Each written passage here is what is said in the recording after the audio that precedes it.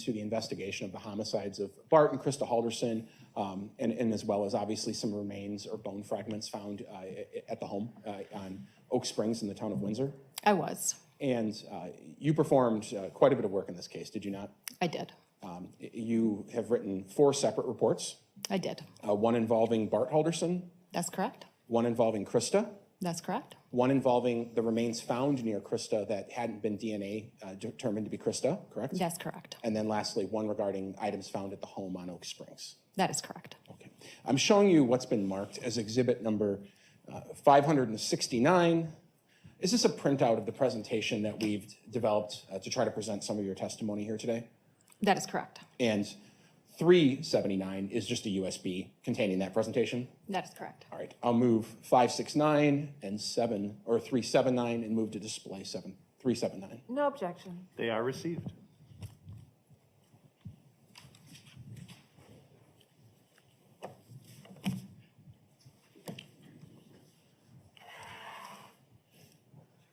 Every case presents different questions for people at the medical examiner's office, and specifically for you. Every case presents different questions you're trying to answer. Correct? That's correct, yes. And even today, as we go through the different sets of remains, at different times you're trying to answer different questions. Yes. All right.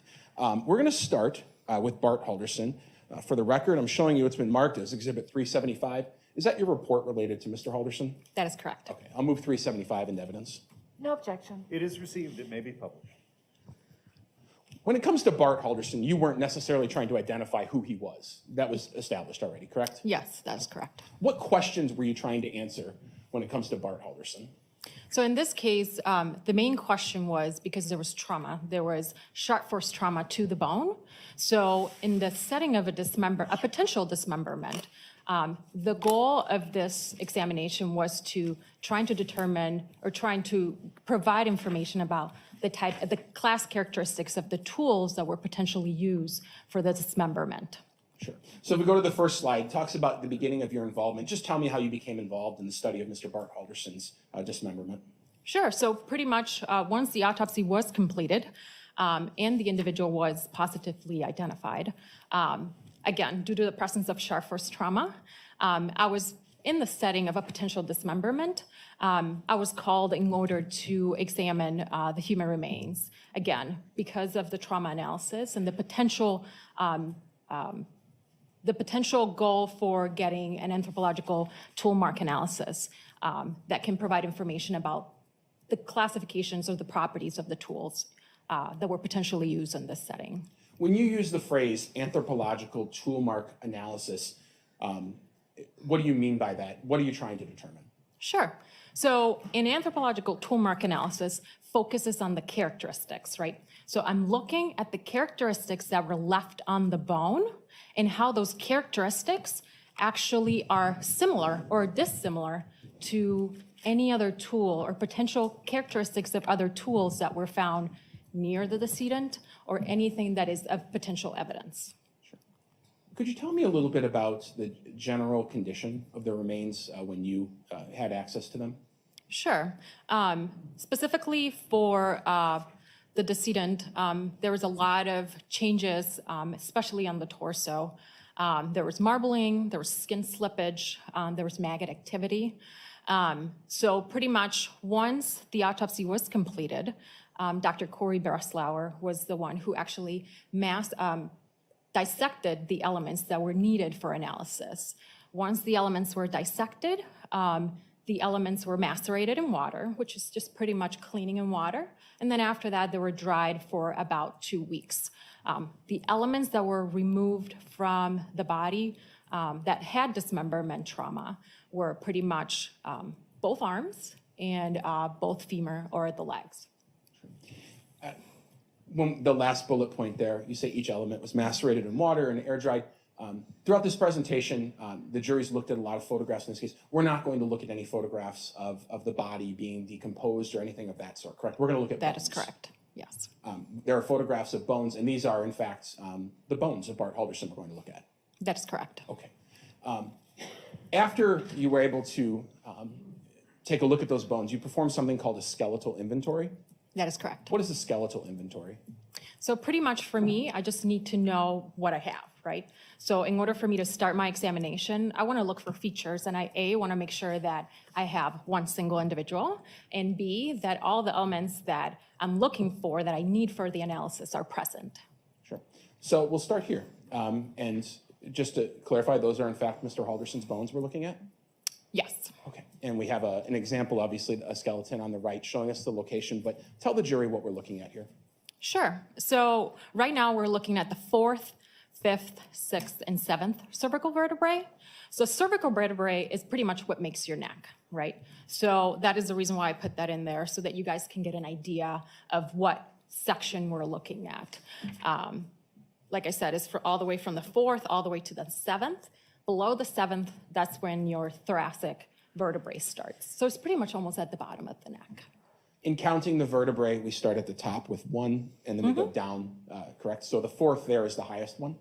Yeah, so pretty much we have the skull, and then from the skull we have 1, 2, and 3, and then from 3 all the way to 7, that's what makes up your neck.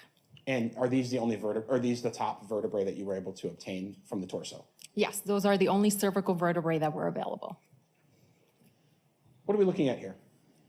So that's pretty much your arm. So it's the humerus. So we have the left humerus, and what I did is I show you different views, right? The front, the back, the side, the inside, and then we also have the right humerus. And again, I provided you with multiple views of it. The humerus is just pretty much your arm bone. So it's pretty much from the top of your shoulder all the way, almost maybe kind of halfway. Sure. And on the left there is the left arm, and on the right is the right arm? Yes, Okay. And those are Mr. Halderson's bones? that is correct. Okay. What are we looking at here? So now we're looking at the femur, or pretty much kind of the top part of the leg. Again, we have the left femur, and what I included is different views so that you guys can see the front, the back, and the sides. And then we have the right femur. And again, I show you multiple views so that you guys can have a general overview of the element itself. Sure. And you were able to make some observations fairly quickly about what was going on, or at least of some suspicions you had of how those limbs were severed? Yes. So the first thing that I noticed is that there is dismemberment trauma on the skeleton, and it is consistent with transection via sawing. Pretty much when I'm doing an anthropological tool mark analysis, I'm trying to focus on several things. One of them is false starts, also the distance between the teeth of whatever tool we're using, and then also the direction of blade, a direction of progress of the blade, and also of the cutting stroke. Sure. And for Mr. Halderson, we're going to go through these in some more detail just to teach everyone about what we're talking about, right? But we're not going to do that for everybody. Yes. Okay. Let's talk about what is a false start. Sure. All right, go ahead. So a false start is just a cut that did not go through, right? That it did not separate the bone completely. One of the reasons why I'm very interested in false starts is because it gives me a lot of information. The deeper the false start, the more information I'm going to get about the tool. One of them is the minimum curve, right? So the curve is just a fancy word for the walls, right? The walls of that false start. So the width, the minimum width of that false start is actually going to give me information about the width of the set of the blade, right? If you think about it, the knife goes through the bone. So whatever false start I have and whatever width I have is directly correlated with the width of that blade. So that's why it's so important. Again, the deeper it is, the more information I can get. Sure.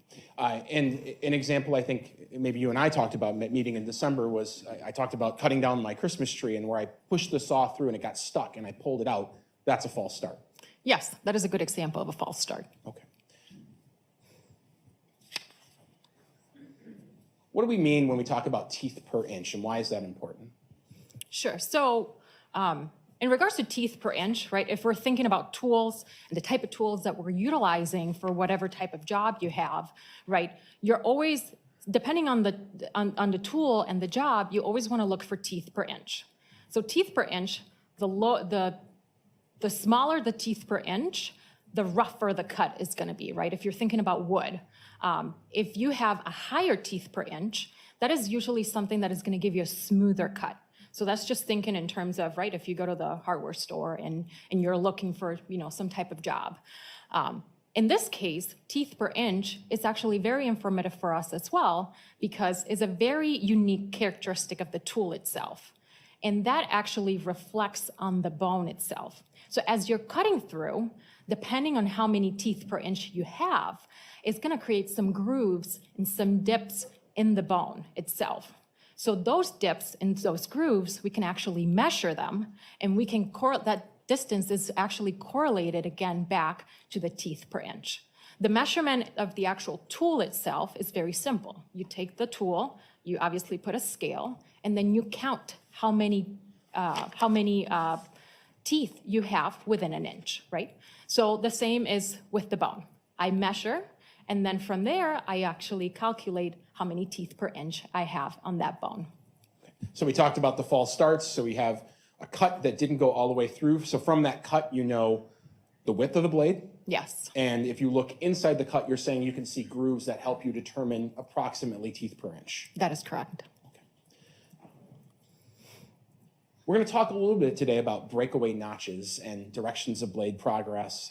What do we mean by this, and what is this slide telling us? Sure. So whenever you're cutting, right, we have the false start. Whenever we go all the way down, right, so we successfully cut whatever we need in 2 halves, sometimes we're going to get a breakaway notch or a spur. So a breakaway notch is just simply pretty much a projection of the bone in this case, right? So that projection is actually very important for me because it gives me some information. First, it gives me information about the energy or how much force was used, right? So we usually try to say the smaller the breakaway notch or the smaller the breakaway spurs, the less energy. And that's usually related to potentially a handsaw, right? If we are using something with more energy, right? If we're using a power-driven saw, that is gonna give me a bigger breakaway notch, right? So it gives me a little bit of information about the type of energy. From the breakaway notch or the spur, we can also determine the direction. There's 2 types of directions here, right? And they're both very important. One is the blade progress. That is just simply telling me was the bone cut from front to back, from back to front. It's just pretty much the direction of the cut, right? The second thing is actually telling me the cutting stroke. So that's telling me, is the knife entering through the side, right? From the side and then ending all the way into the inside of it. So you would think, why is that important? Well, if the knife is entering through the side, that means the handle was on the side, right? So that gives me a little bit of information about position, right? How was that bone cut? So it is very important for me to determine the blade progress and also the cutting stroke because it gives me information about, again, the mechanisms. How did this happen? Okay, so we have the false starts, the width of the blade, the teeth per inch that you can see inside that false start, and now we're talking about something else, which is when it goes all the way through, what's that spur look like at the end? And you're saying you can gather something from that about the type of force used, essentially, in cutting through that bone. That is correct. All right, and then the last thing we're going to talk about is the classification of blades, the difference between a rip saw and a crosscut saw. Could you talk about that? Sure. So these are kind of the most common ones, right? When we're talking about saws. So these are the classifications of the blade. This is also, again, very important because it's very unique to the bone and it gives a very unique feature that we can look at and say, hey, this is mostly classified with a rip saw or mostly classified with a crosscut. And because these are so common, it is very informative when we're trying to classify and we're trying to find information about the potential tool that was used. For rip saws, they're very unique. Pretty much each tooth kind of chisels a bite out of whatever you're trying to cut, right? So in this case, it leaves a very unique mark. It leaves a very flat bottom and is almost squared, right? So I'm looking for that on the bone, especially on that breakaway notch, right? So as you're done cutting, that breakaway notch is gonna give me that information. So we can look at the bottom and see if the bottom is flat and it looks squared, that is indicative of a rip saw. The opposite will be for a crosscut. right? So we're looking again at that breakaway notch, and we're looking at the end of it. And if I see that it looks almost like a W, that is usually indicative of a crosscut. The reason for that is because the crosscut actually pretty much cuts with the grain, right? So it leaves that mark, a very unique W mark. So let's start talking about Mr. Halderson, using all of those tools in our tool belt in terms of what we're looking at. Let's talk about the top cervical vertebrae where Mr. Halderson appears to have been beheaded at some point. Could you talk about what you were able to observe on that fourth cervical vertebrae? Sure. So I only included the fourth cervical vertebrae because that was the only one that actually had dismemberment trauma, right? The fourth cervical vertebrae, I don't know if you notice on the other photos, it seems like this one is a little bit different. The reason for that is because we're missing the top, right? So if you can see, most of the inside of the bone looks very brittle, almost like a sponge. So that is actually the inside of the bone. Inside of that bone, you need almost like a top, like a cap. That cap is missing, right? So that tells me that at some point there was some transection or some pretty much dissection or dismemberment of that area. False starts, none were identified. One of the reasons for that is because of the type of bone that we have, right? You're seeing that it almost looks like a sponge. Those don't record the characteristics of the tool very well, right? So usually on more long bones, we will record a better characteristics, but usually on these, what we call irregular bones, the false starts are not as common. The direction of blade, again, and the direction of cutting stroke I was not able to identify it, again, because of the type of bone that we're using here. However, we were able to identify teeth per inch. So if you're looking at the bone all the way to the end, where you see that little bump, there's actually a groove there, and there were several bumps that I was able to measure. And those actually gave me a measurement of 4.5 teeth per inch. Okay.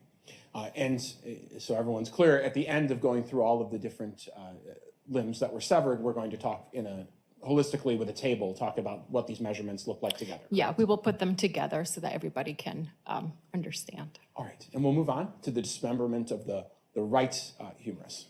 Yep, so we're looking again at the right arm. So we have a full view, which is the front, and then I'm also showing you kind of the inside. So medial is just pretty much kind of towards the center of the body. So first of all, I'm looking for false starts.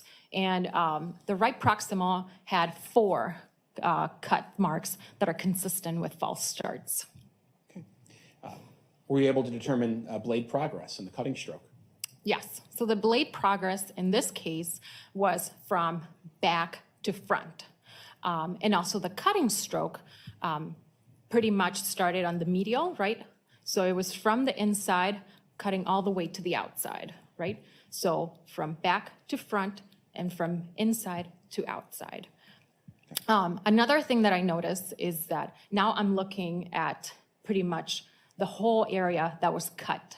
In that whole area, I noticed that there was non-uniform striations. So pretty much they were all over the place.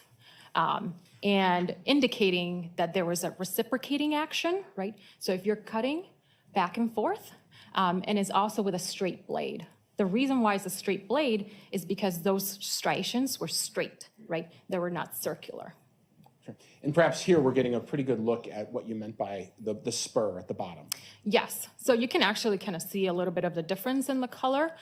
That is the breakaway notch. That breakaway notch is not very big. I'll move 371 into evidence. No objection. It is received, and I'll ask the witness to slide the microphone a lot closer because the blowers have turned on and they create a good deal of noise in the Is this courtroom. better? Okay. Doctor, do you hold any postgraduate degrees? I do. Could you please talk about those? Sure. So I have a master's in forensic anthropology at Texas State University. At that university, they do have one of the largest decomposition research facilities in the country, or what we usually call a body farm.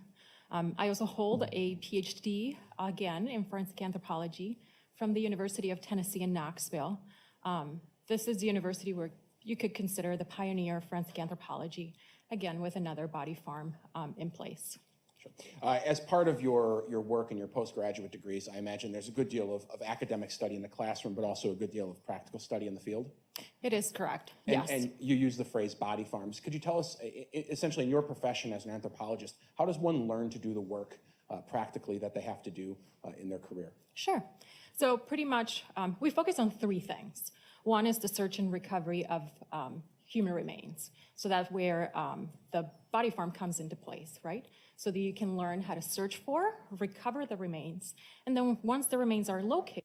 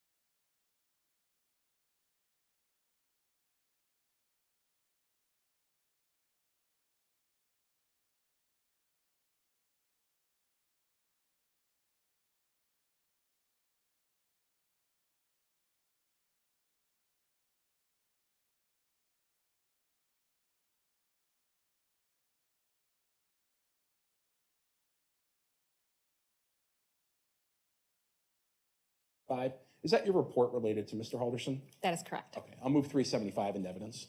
No objection. It is received, it may be published. When it comes to Bart Halderson, you weren't necessarily trying to identify who he was. That was established already, correct? Yes, that is correct. What questions were you trying to answer when it comes to Bart Halderson? So in this case, the main question was because there was trauma, there was sharp force trauma to the bone. So in the setting of a potential dismemberment, the goal of this examination was to trying to determine or trying to provide information about the class characteristics of the tools that were potentially used for the dismemberment. Sure. So if we go to the first slide, it talks about the beginning of your involvement. Just tell me how you became involved in the study of Mr. Bart Halderson's dismemberment. Sure. So pretty much once the autopsy was completed and the individual was positively identified, again, due to the presence of sharp force trauma, I was in the setting of a potential dismemberment. I was called in order to examine the human remains, again, because of the trauma analysis and the potential goal for getting an anthropological tool mark analysis that can provide information about the classifications of the properties of the tools that were potentially used in this setting. When you use the phrase anthropological tool mark analysis, what do you mean by that? What are you trying to determine?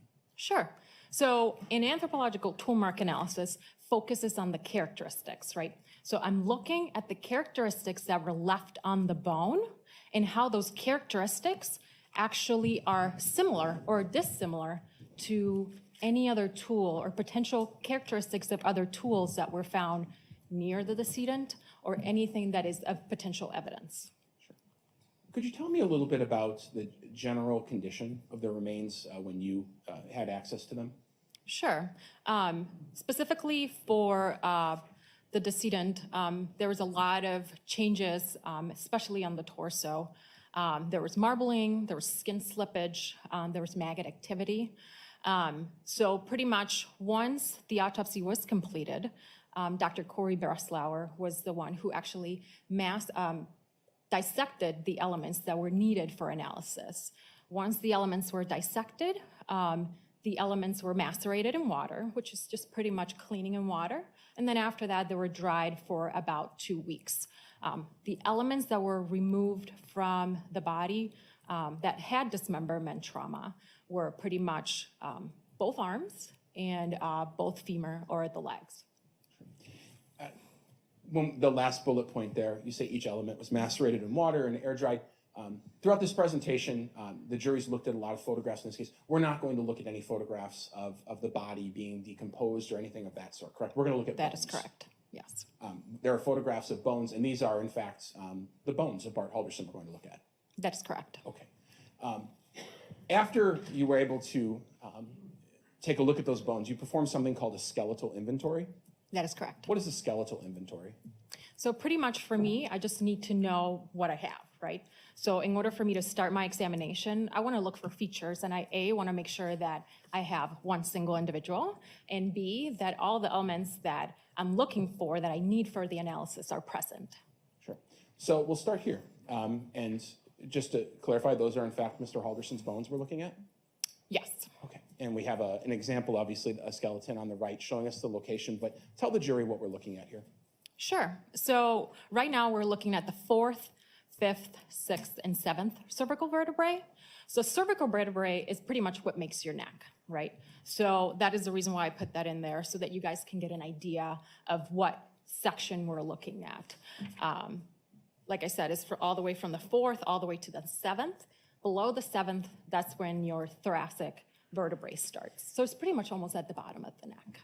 In counting the vertebrae, we start at the top with 1, and then we go down, correct? So the 4th there is the highest one? Yeah, so pretty much we have the skull, and then from the skull we have 1, 2, and 3, and then from 3 all the way to 7, that's what makes up your neck. And are these the only are these the top vertebrae that you were able to obtain from the torso? Yes, those are the only cervical vertebrae that were available. What are we looking at here? So that's pretty much your arm. So it's the humerus. So we have the left humerus, and what I did is I show you different views, right? The front, the back, the side, the inside, and then we also have the right humerus. And again, I provided you with multiple views of it. The humerus is just pretty much your arm bone. So it's pretty much from the top of your shoulder all the way, almost maybe kind of halfway. Sure. And on the left there is the left arm, and on the right is the right arm? Yes. Okay. And those are Mr. Halderson's bones? That is correct. Okay. What are we looking at here? So now we're looking at the femur, or pretty much kind of the top part of the leg. Again, we have the left femur, and what I included is different views so that you guys can see the front, the back, and the sides. And then we have the right femur. And again, I show you multiple views so that you guys can have a general overview of the element itself. Sure. And you were able to make some observations fairly quickly about what was going on, or at least of some suspicions you had of how those limbs were severed? Yes. So the first thing that I noticed is that there is dismemberment trauma on the skeleton, and it is consistent with transection via sawing. Pretty much when I'm doing an anthropological tool mark analysis, I'm trying to focus on several things. One of them is false starts, also the distance between the teeth of whatever tool we're using, and then also the direction of blade, a direction of progress of the blade, and also of the cutting stroke. Sure. And for Mr. Halderson, we're going to go through these in some more detail just to teach everyone about what we're talking about, right? But we're not going to do that for everybody. Yes. Okay. Let's talk about what is a false start. Sure. All right, go ahead. So a false start is just a cut that did not go through, right? That it did not separate the bone completely. One of the reasons why I'm very interested in false starts is because it gives me a lot of information. The deeper the false start, the more information I'm going to get about the tool. One of them is the minimum curve, right? So the curve is just a fancy word for the walls, right? The walls of that false start. So the width, the minimum width of that false start is actually going to give me information about the width of the set of the blade, right? If you think about it, the knife goes through the bone. So whatever false start I have and whatever width I have is directly correlated with the width of that blade. So that's why it's so important. Again, the deeper it is, the more information I can get. Sure. And an example I think maybe you and I talked about meeting in December was I talked about cutting down my Christmas tree, and where I pushed the saw through and it got stuck and I pulled it out. That's a false start. Yes, that is a good example of a false start. Okay. What do we mean when we talk about teeth per inch, and why is that important? Sure. So in regards to teeth per inch, right, if we're thinking about tools and the type of tools that we're utilizing for whatever type of job you have, right, you're always, depending on the tool and the job, you always want to look for teeth per inch. So teeth per inch, the smaller the teeth per inch, the rougher the cut is going to be, right? If you're thinking about wood, If you have a higher teeth per inch, that is usually something that is going to give you a smoother cut. So that's just thinking in terms of, right, if you go to the hardware store and you're looking for, some type of job. In this case, teeth per inch is actually very informative for us as well because it's a very unique characteristic of the tool itself. And that actually reflects on the bone itself. So as you're cutting through, depending on how many teeth per inch you have, it's going to create some grooves and some dips in the bone itself. So those dips and those grooves, we can actually measure them, and we can that distance is actually correlated again back to the teeth per inch.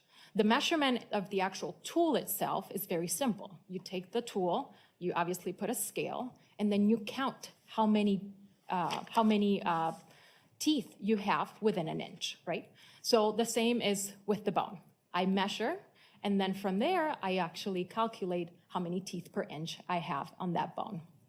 So we talked about the false starts. So we have a cut that didn't go all the way through. So from that cut, you know the width of the blade. Yes. And if you look inside the cut, you're saying you can see grooves that help you determine approximately teeth per inch. That is correct.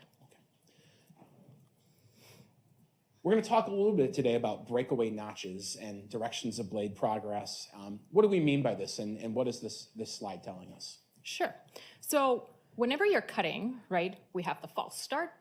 Whenever we go all the way down, right, so we successfully cut whatever we need in 2 halves, sometimes we're going to get a breakaway notch or a spur. So a breakaway notch is just simply pretty much a projection of the bone in this case, right? So that projection is actually very important for me because it gives me some information. First, it gives me information about the energy or how much force was used, right? So we usually try to say the smaller the breakaway notch or the smaller the breakaway spurs, the less energy. And that's usually related to potentially a handsaw, right? If we are using something with more energy, right? If we're using a power-driven saw, that is going to give me a bigger breakaway notch, right? So it gives me a little bit of information about the type of energy. From the breakaway notch or the spur, we can also determine the direction. There's 2 types of directions here, right? And they're both very important. One is the blade progress.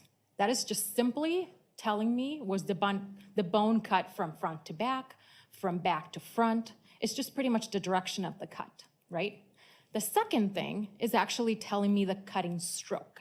So that's telling me, is the knife entering through the side, right, from the side, and then ending all the way into the inside of it. So you would think, why is that important? Well, if the knife is entering through the side, that means the handle was on the side, right? So that gives me a little bit of information about position, right? How was that bone cut? So it is very important for me to determine the blade progress and also the cutting stroke because it gives me information about, again, the mechanisms. How did this happen?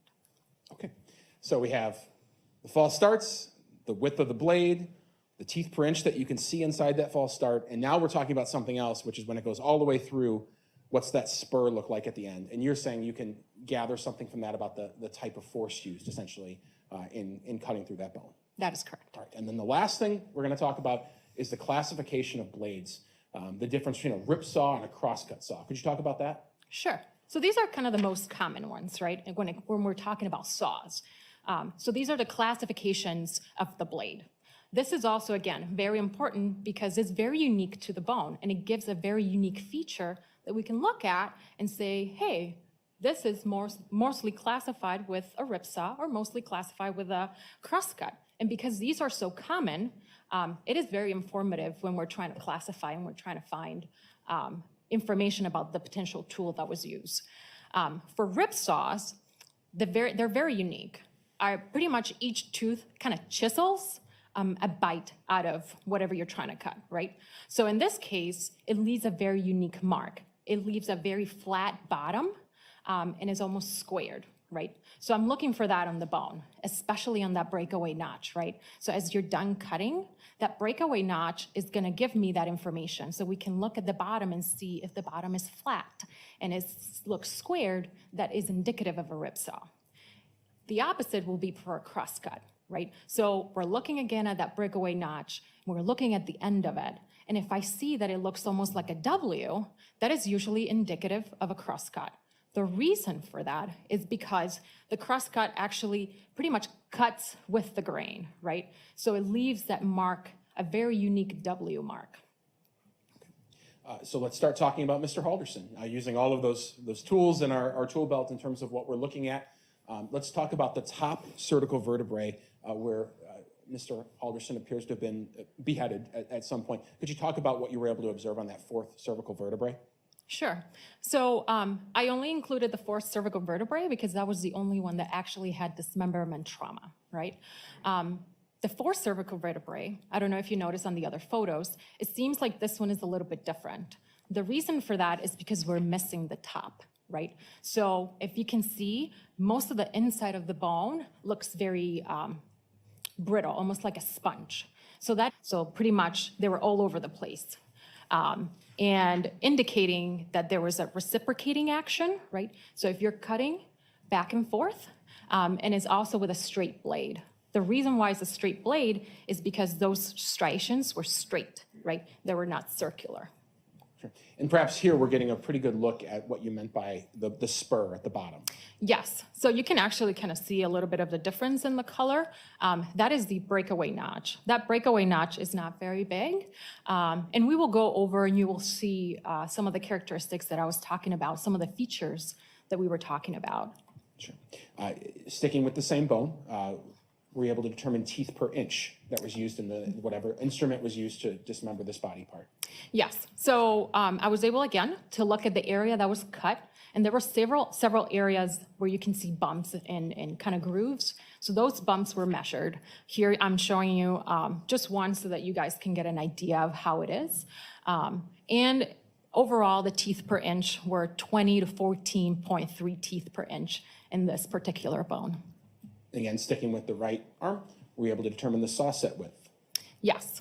So again, going back to that breakaway spur, in this breakaway spur, you can see on that little red square that that end is flat bottom and is squared, right? So that's when the blade goes all the way down, it hits that point, right? So that's where it breaks, right? So that area over there is flat bottom and is square, which is indicative of a rip saw. Let's talk about the left arm or the left humerus. Talk to me about the false starts that you were able to identify. Sure. So on this one, we do have a little bit more false starts. So we have about 11 cut marks that are consistent with a false start. Were you able to determine blade progress in the cutting strokes direction?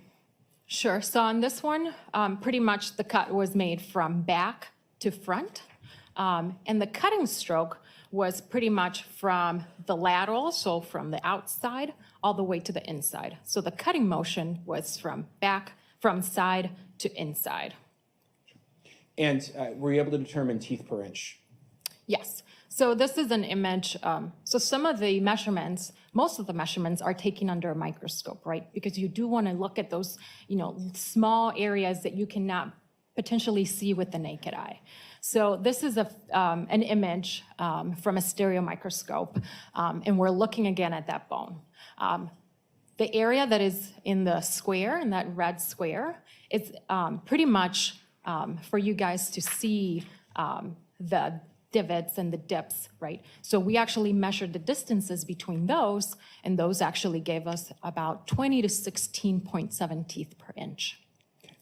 Again, you're looking at non-uniform striations, right? So those striations are non-uniform. They're pretty much kind of all over, which is indicative that is a very inconsistent, right? That is a reciprocating motion with a straight blade, because those are actually straight, right? Let's start talking about the legs. Let's start with the right leg, the right femur. So in the right femur, I actually saw 2 cut marks, which are consistent with false starts. Sure. And just to point out, the jury is able to actually see them. Those are those red lines on that left picture, correct? Yeah, so if you follow the arrows, you will see just below the arrows, you will see the first one, and then just below that one, you will see the second one. And so those represent times that the saw hit the bone, cut, but didn't go all the way through, and then it was attempted again. That is correct. Okay. Again, same questions. Let's talk about when we deal with the right leg, the direction of blade progress and the cutting stroke. Sure. So here, first of all, I try to identify the breakaway. So is it a notch or is it a spur? So in this case, we have a notch. If you can see it on that red square that I have in the presentation. And that is, again, what is going to help me determine, okay, was the blade progress from front to back in this case? And then the direction of cutting stroke was a little bit more different here. The cut was a little bit more clean. So I was not able to really determine where, how the cutting stroke was. In order for me to determine that, I usually look at kind of some chips of bone on the side, some different features. And in this case, I did not see any of those features in the bone. Okay. Were you able to determine teeth per inch? I was. Again, we have an image from the microscope and then pretty much an image from a photo of the actual bone so that you guys can see where I'm coming from with this microscopic image. And you can see on the arrows that those are all the grooves and dips that were used to determine teeth per inch. As you can see on this one, we have a lot, right? So we have about 25 to 14 teeth per inch that were calculated from all of those. And then you can also see on this one the striations, right? So the striations kind of go all over the place, right? Most of them are straight, and then they exhibit, again, that reciprocating motion with a series of striations in different anatomical planes.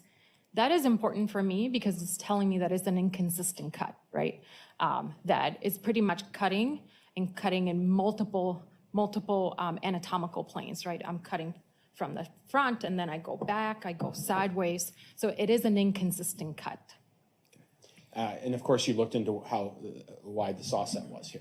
Yes. So again, we look at the breakaway spur and the notch. And in this case, again, I'm looking at the shape.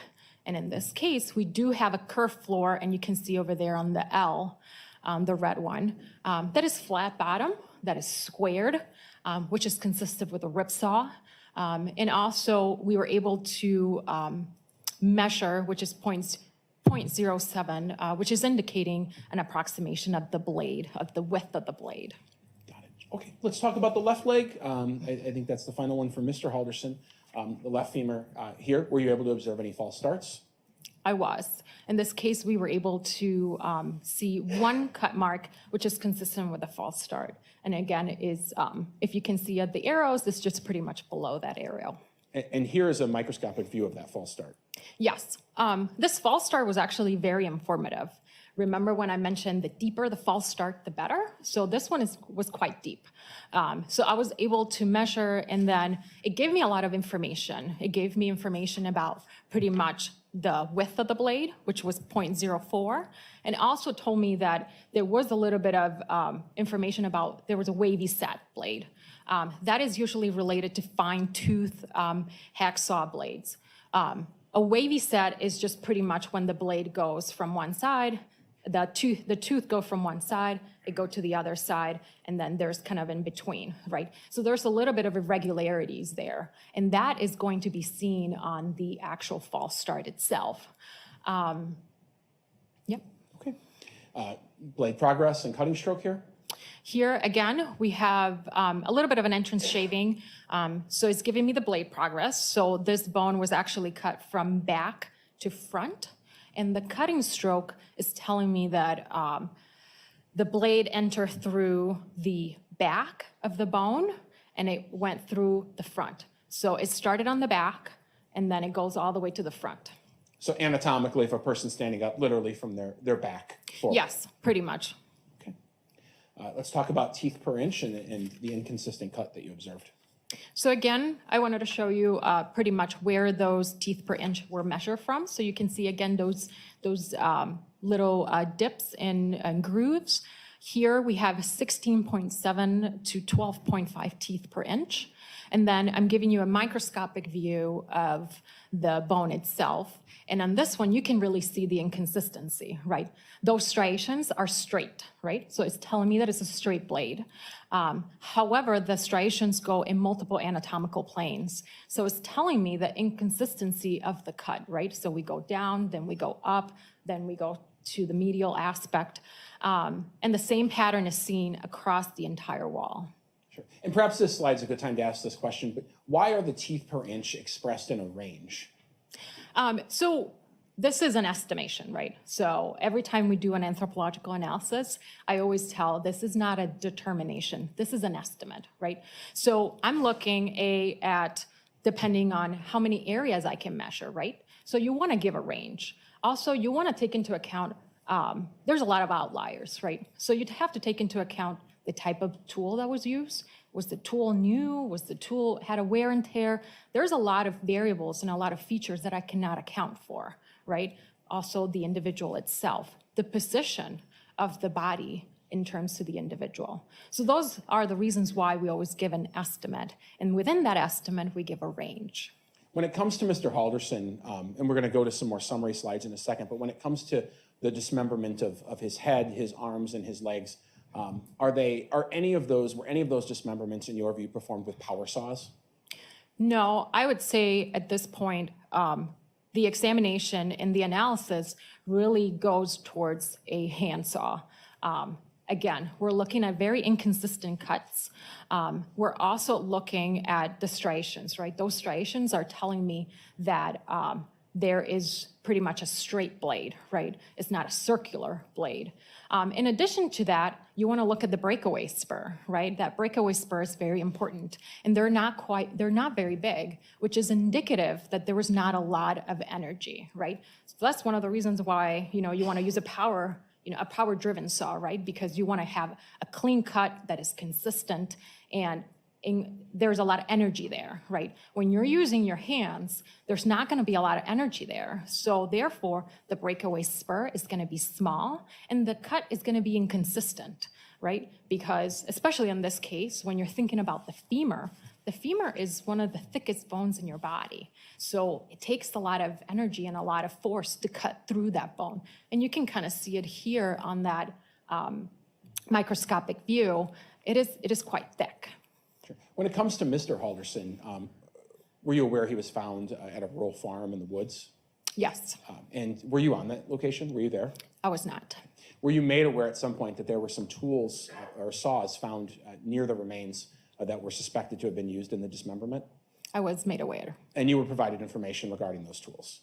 Yes, they were providing me with some photos. Okay. And what were you able to determine? You had what you needed from these photographs, correct? Yep. Okay. And tell us why that was important. You looked at it and what information you were able to glean from just looking at the tools. Sure. So again, we go back to teeth per inch. That is a measurement that I can take just with a simple photograph and scales.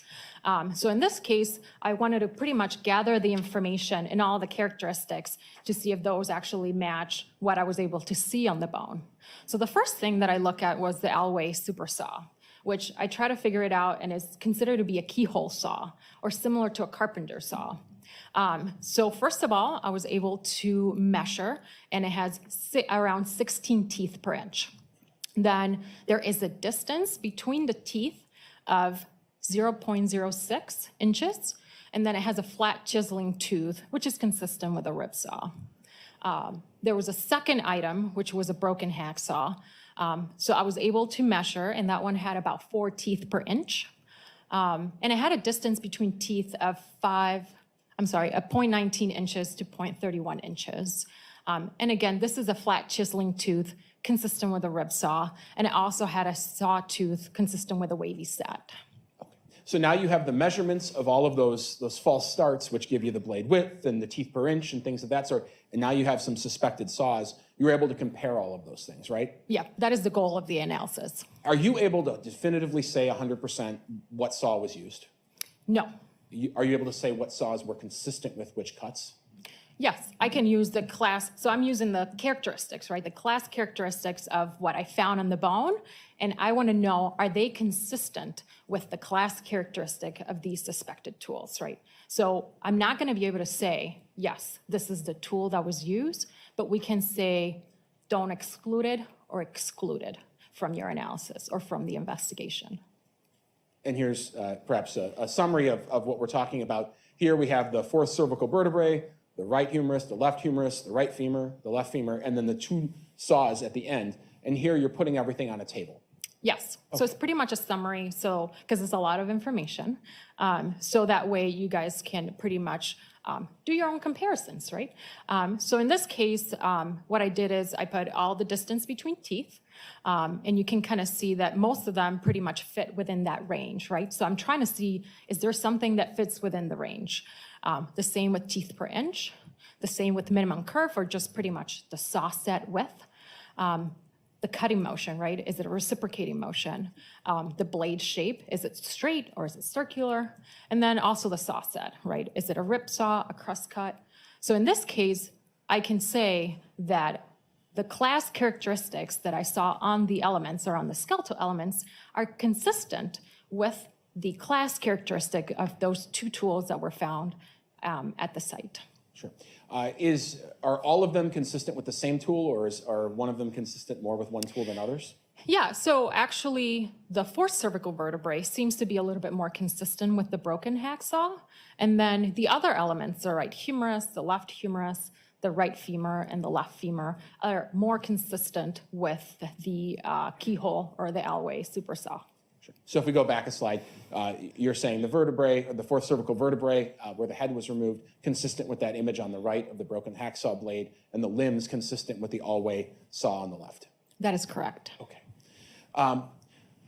We'll conclude with Mr. Halderson, and we'll move on to what's labeled Joe or Doe, or a Jane Doe ultimately. We heard the medical examiners testify about these different body parts that were found of Christa Halderson, or what they identified as Christa Halderson. You identified part of them as Christa Halderson and part of them as Doe. Can you tell me why? So obviously at the time, they were found in kind of the same area, but they were found apart, right? So I cannot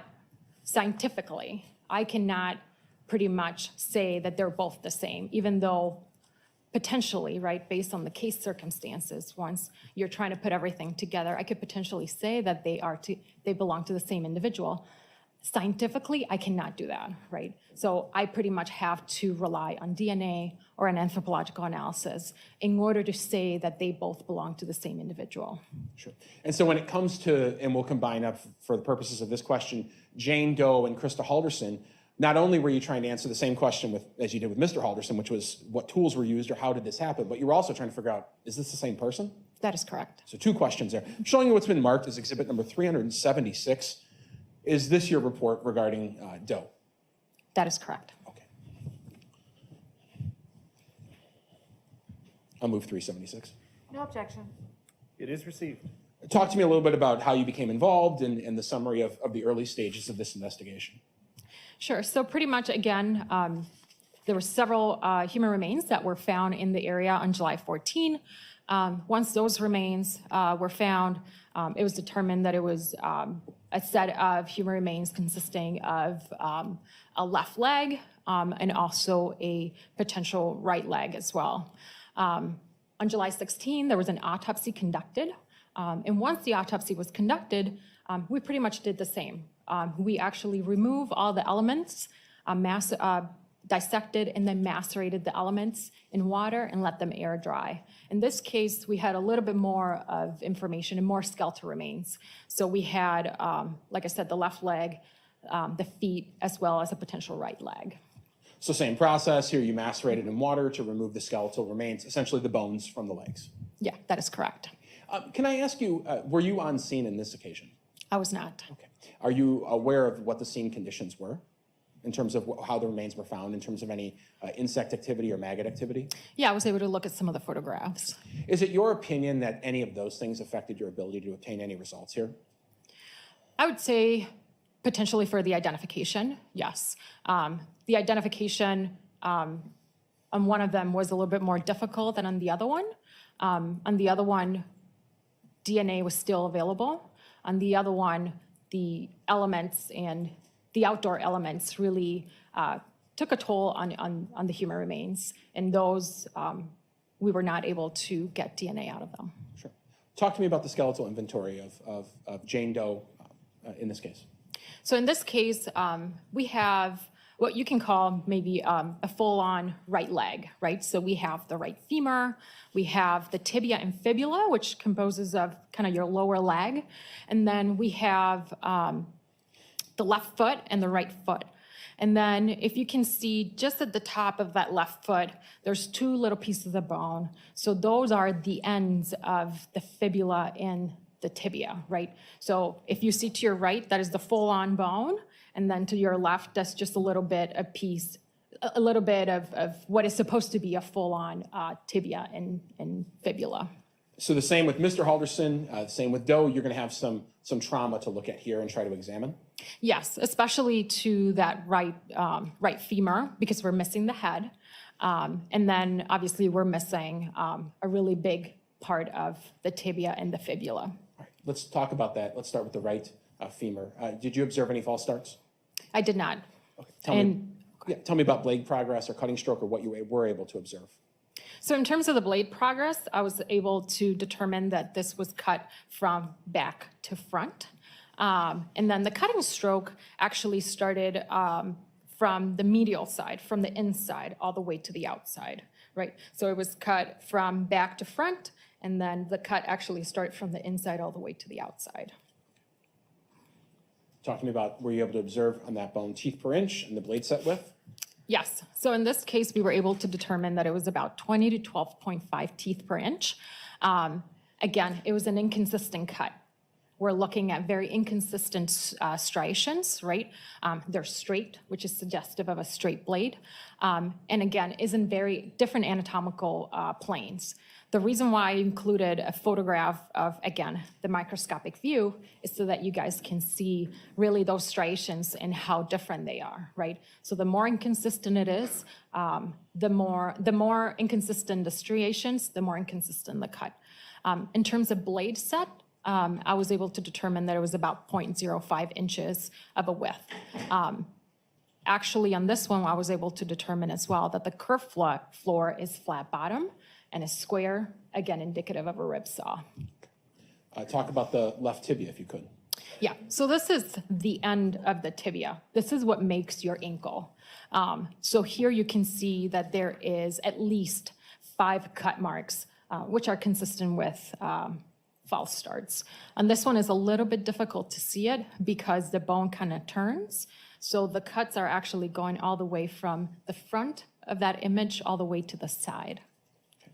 Were you able to make, with the tibia that makes up the ankle, were you able to make any conclusions as to the blade progress or the cutting stroke? Yes. So in this case, we were able to look at the blade progress. The blade progress, again, was cut from front to back. And then the cutting stroke, how that knife entered through, was actually entering through the lateral. So pretty much the outside, and it goes all the way to the inside. So the cutting motion was from the outside to the inside. Again, non-uniform striations all over, which are indicative of reciprocating motion, and again, an inconsistent cut. Sure. Speaking again, same bone, we're talking about that ankle. Were you able to determine teeth per inch and the blade set width? Yes, so you can see pretty much on these red squares, again, those dips and those grooves, we were able to determine about 25 teeth per inch. And then the blade set, again, we were able to give an estimate about the width and say that is a rib saw based on the kerf floor, again, which was flat and squared.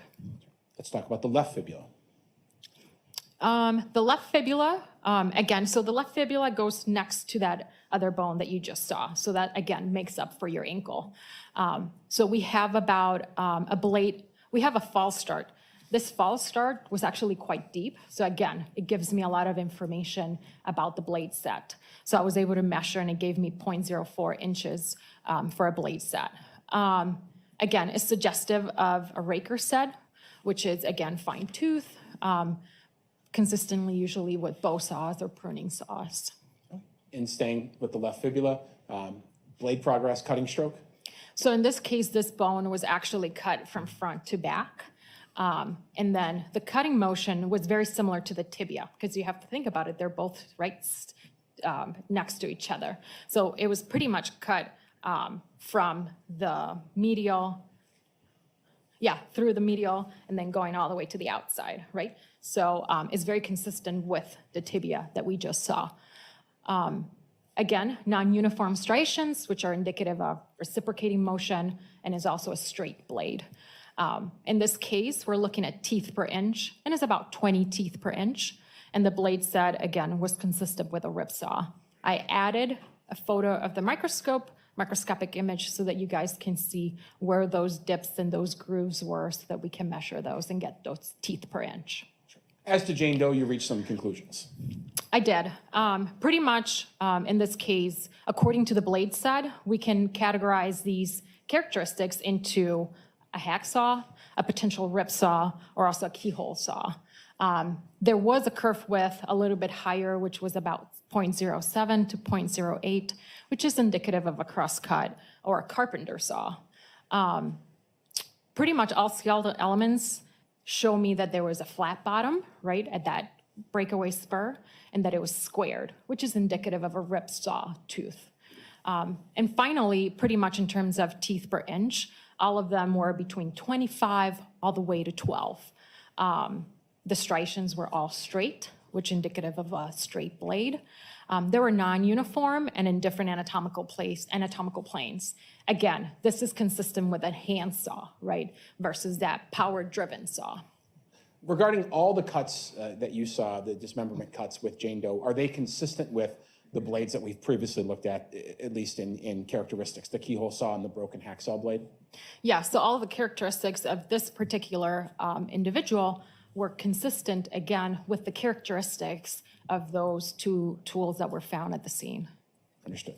Now, you indicated that there were some human remains found nearby that were by DNA positively identified to Christa Halderson. You had to write a separate report for that set of remains, correct? That is correct. All right, I'm showing you it's been marked as exhibit number 377.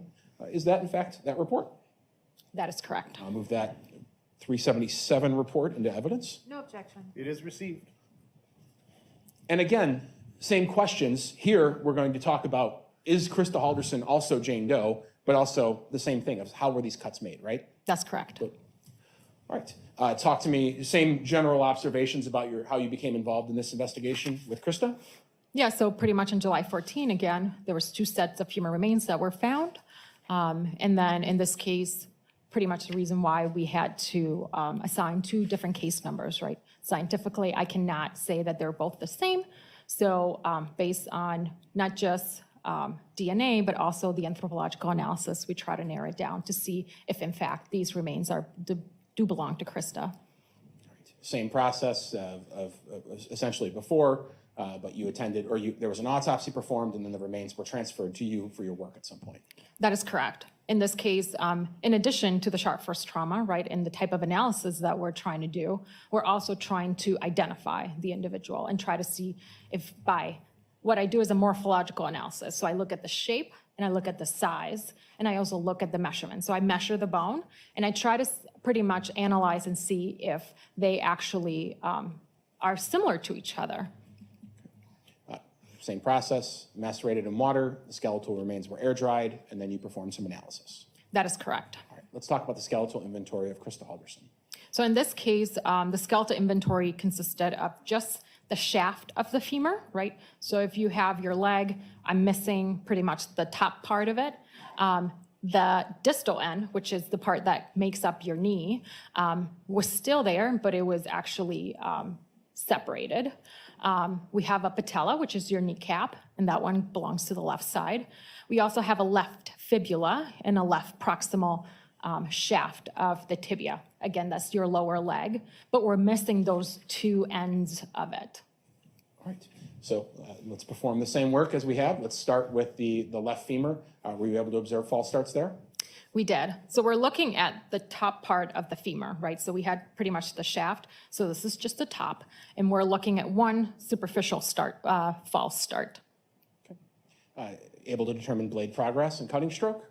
Yes, in this case, we can say that the bone was cut from front to back, and that the cutting stroke was actually from the front all the way to the back. So pretty much the blade was entering through the front and cutting all the way to the back.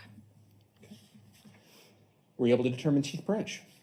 Yes, so in this case, we were able to determine about 9.1 teeth per inch and 6.7 to 5.9 teeth per inch. Again, the striations on the breakaway spur actually gave me indications that this was a reciprocating motion. And then the floor itself gave me information about the width of the blade. Sure. And there, are we looking at a close-up of the microscopic view of that? Yeah, so that's pretty much how I was able to calculate the teeth per inch. So I'm looking again at the top part of that bone, and I'm looking, that is a breakaway spur. And I'm actually looking under the microscope at that breakaway spur. And then, Sorry, the next no, you're image. fine. And then the second one is the actual floor, right? So remember that once it cuts, that floor in between that breakaway spur or notch and the actual cut, that area in between is very important. That's what we call the floor. And on that one, I was able to determine that it was, again, flat bottom and it was squared, which is suggestive of a rip saw. And then we were able to measure it in order to get a little bit of information about the blade set. Let's talk about Krista Halderson's left femur. Yeah, so in this case, if you remember, these were two separated items on the skeletal inventory. So what I did is I put them back together. And you can kind of see on those arrows, all of those are false starts. We had a total of 10 false starts, and some of them were quite deep. Sure. This is more false starts than we've seen in some of the previous images of Bart and Jane Doe, correct? That is correct. False starts are attempts. So one explanation, it could be someone is getting fatigued. That's possible? Yeah, it could be an explanation. Sure. Or they're just having trouble. Yeah, it could be another. Talk to me about those false starts and what we're looking at there. So what I did is I actually looked at under a microscope because I saw they were quite deep. So again, it gives me a lot of information. So in this case, I was able to get a little bit of information about the blade, the width of the blade, and I was also able to determine that it was a curved set blade. Again, that's because of the shape of the actual false start alone. Raker sets are usually considered to be just fine tooth bow saws or pruning saws or sometimes keyhole saws, depending on the brand. Talk to me about blade progress and the cutting stroke. So in this case, you're looking at kind of the medial view of that bone. So remember, I put it back together and we are able, so we're looking kind of the inside, almost by your knee. And you can see the red arrow is the one that gives you the blade progress. So the bone was actually cut from the inside all the way to the outside. So that's how the cut actually was made. The cutting stroke or the blade actually was cutting through the front. So that cutting motion was from front to back. Were you able to determine teeth per inch for this cut? So again, we look under the microscope and we had about 12 teeth per inch on average on the striations in those dips and grooves. Again, the striations were indicative of a reciprocating motion in different anatomical planes. Again, we're looking for that. We're seeing that inconsistent cut throughout. And the blade set width. Yeah, in this case, we had a really defined floor. In this case, it was very flat bottom. It was squared. You can see it over there on the L, which is indicative, again, of that rip saw. And then it was also able to give me information about the blade set. So we talked about those two questions, which is Doe and Krista the same person? And then we're going to talk about the tools. But starting with Doe and Krista, what are we looking at there? So we're comparing, so what I try to do is to compare each element, right? So I know I have two femora, right? So in this case, what I did is I put them together just to pretty much try to understand the shape and the size, right? Aside from that, I try to take measurements. In this case, I was a little bit, I was not able to take a lot of measurements because I'm missing the top part. And most of the measurements that we do take involve that top part. So I was able to measure the bottoms, right? So pretty much the distance from that area, that kind of wider area that you have, that's where your knee kind of forms. So I was able to measure that, and that the right one gave me about 74 millimeters, and the left one gave me 73 millimeters. Tell us about this slide. So we're looking here at the left tibia. So pretty much your lower leg. So we're looking at that lower end of the tibia that is very close to forming your ankle. And here you can see multiple false starts. The left tibia exhibits at least 6 cut marks that are consistent with false starts. Sure. And this is a more close-up view of that? Yes. Again, these were quite deep, so it gives me a lot of information. So we wanted to look at them under the microscope. And under the microscope, we were able to see, again, a blaze set width of about 0.01. And again, those were flat bottom and they were squared. The walls were squared, so that is indicative of a rip saw. Okay. And here you had to determine blade progress and cutting stroke, of course. Yeah, so again, we're looking at the whole bone, the whole lower left leg. The red arrow, which is indicative of the blade progress. So it seems like this bone was cut from front to back. And then the cutting stroke of how that knife went through, how that saw went through, it went through the anterior, so the front of it, and it kind of went down to medial. So it went from front to side a little bit. So it was almost in an angle. Okay. And lastly, when it comes to at least the measurements, you had to determine teeth per inch. And here we have maybe an overall view and then a microscopic view? That is correct. So here we're looking again at those grooves and those dips, and we have about 5.6 to 4.8 teeth per inch. Okay. So now we're just going to compare essentially the Krista to Doe in almost like a puzzle-like fashion. Okay. Yeah. Tell me what you're doing there. So I'm pretty much trying to compare, and again, in this case, I'm not just looking at the shape and the size and the measurements, but I'm also trying to see if it actually fits together, right? So if they can join. So in this case, we have the distal end, right, that ankle part of Doe, and then we have what we already know and was positively identified as Krista.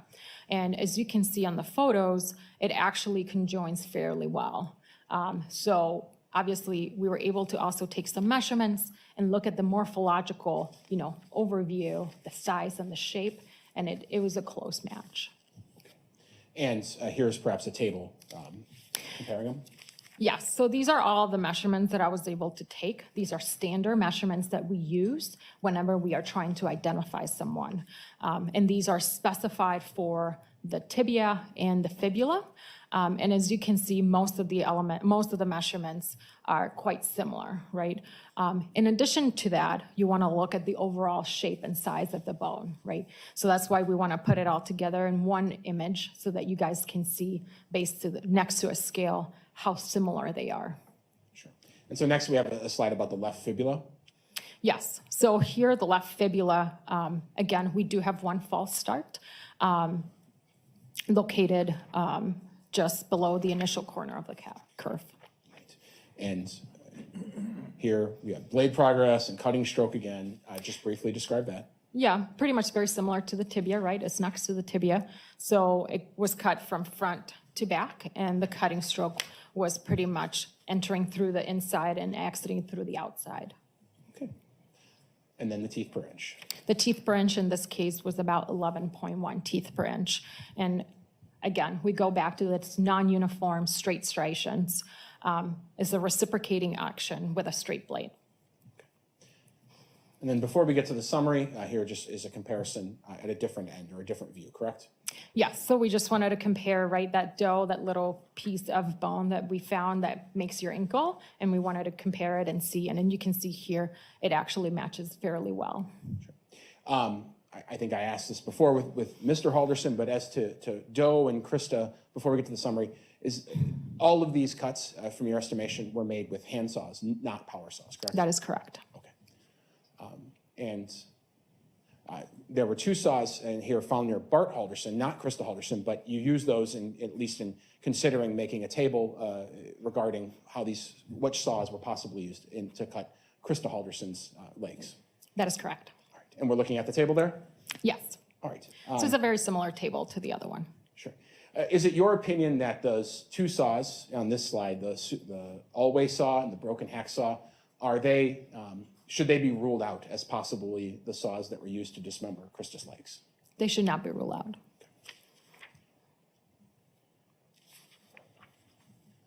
Tell us about this slide. So pretty much in terms of trying to identify the other set of remains that we had as Doe. So in this case, as I mentioned, they were able to identify one set of human remains as Christina Halderson via DNA. The other set of remains, the tissue was quite mummified, so we were not able to really obtain DNA out of that second set of remains. However, we were able to do an anthropological analysis. So we were able to measure, we were able to compare the size and the shape. And given all of that information, this association can really provide a means to identify that second set of human remains as Christo. Sure. So if we started at the beginning with those questions as to Bart, were those saws consistent with his dismemberment? Your answer was yes? Yes. Those two saws? And as to Christa and what you identified as Doe as being Christa, those saws are consistent? Yeah, all the class characteristics are consistent. And then you were able to, the third question, you were able to positively identify Doe essentially as being Christa. Yeah, it's pretty much giving you the information to say that, yes, the second set of remains is consistent with Christa. Sure. The next part of your work here, and the last part. Would you like any water? I'm good. Okay. You were asked at times to actually go over to the Halderson home on Oak Springs in Windsor to assist them in some remains they were finding at the home, correct? That is correct. What is your role when you're called to a crime scene like that? In this particular case, they were calling our office in order to determine if the remains, if what they have at the house was actually human remains or not. Sure. And did you actually go over to the house? I did. Okay. I'm showing it's been marked in this case as exhibit number 378. Is this your report related to your visits to the Halderson home? That is correct. Were you there on a couple different occasions? I was. Okay.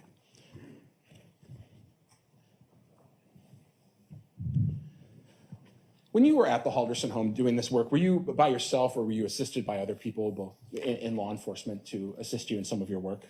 Yeah, so the first time that I was called, pretty much there were several investigators there, and I was able to do kind of a quick analysis. They were pretty much trying to determine, right, do we have human remains here or not?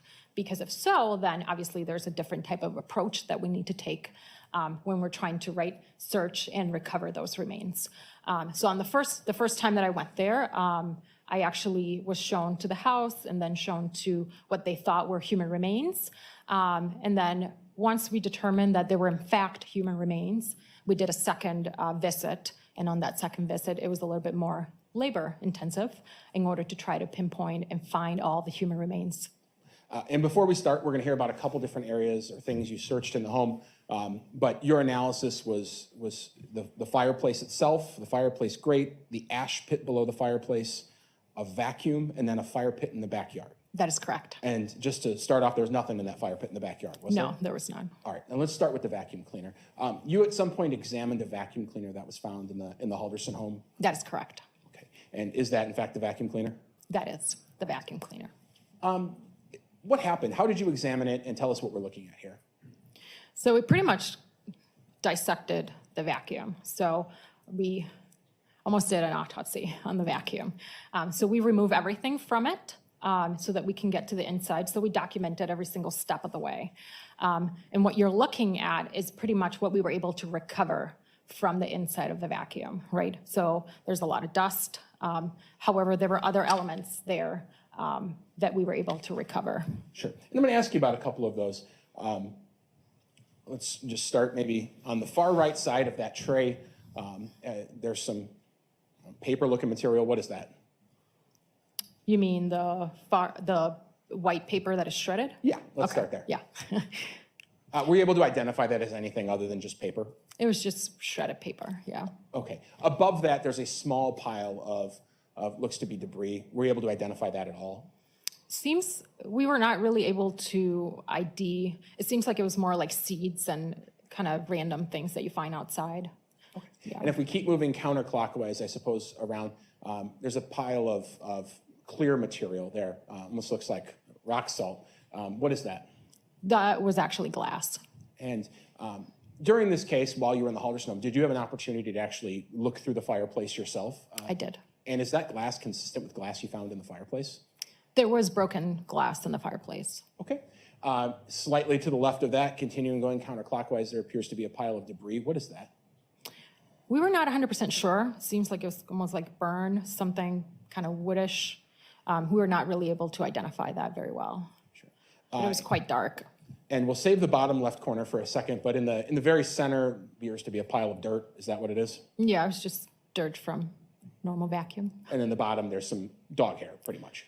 I think so, yeah. Okay. There's some white rocks, and so the judge is clear on the record. I'm pointing to the bottom left corner of this tray. What are those? That is bone. How are you able to tell it's bone? Again, by the size and the shape and the morphology, right? So bone is very unique.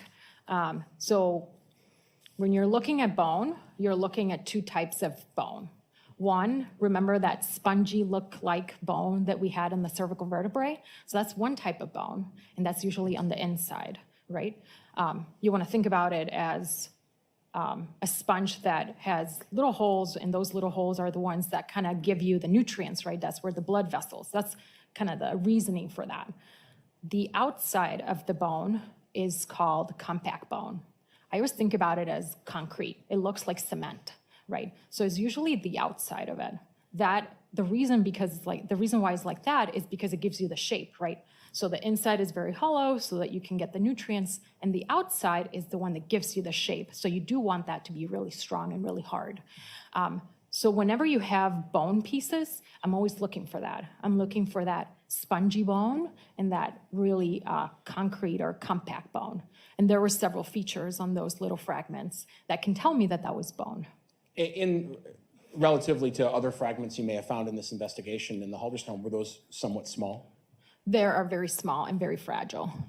So we talked about it being bone, and just so no one's confused, you cannot positively say that's human bone, correct? No, I can't. What's the difference between what you're able to identify as bone and what you can positively identify as human bone? What are you looking for?